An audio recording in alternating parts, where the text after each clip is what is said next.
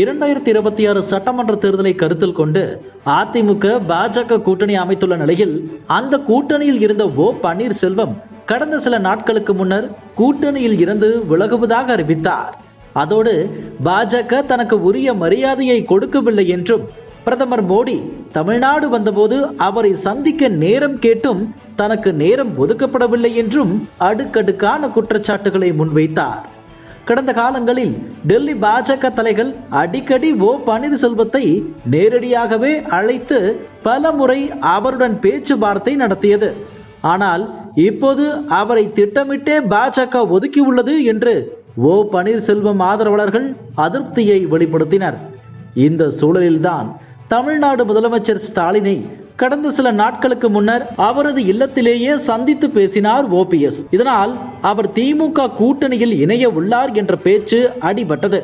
ஆனால் அவரை சமாதானப்படுத்தி மீண்டும் பாஜக கூட்டணிக்குள் கொண்டு வருவதற்கான முயற்சியை தொடங்கியது. இதனிடையே சென்னை வந்த பாஜக அமைப்பு பொதுச் செயலாளர் PL சந்தோஷிடம் தமிழக பாஜகவினர் தென் மாவட்டங்களில் முக்குளத்தோர் வாக்குகளை பெறுவது அவசியம், அதனால் ஓபிஎஸ்ஐ நமது கூட்டணிக்கு மீண்டும் அழைக்க வேண்டும் என்ற கோரிக்கையை முன்வைத்துள்ளனர்.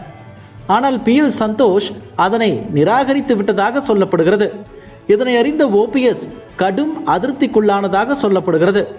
இந்த சூழலில் தற்போது அண்ணாமலையை வைத்து ஓ பன்னீர்செல்வத்தை சமாதானப்படுத்தும் முயற்சியில் தமிழக பாஜக ஈடுபட்டுள்ளதாக கூறப்படுகிறது.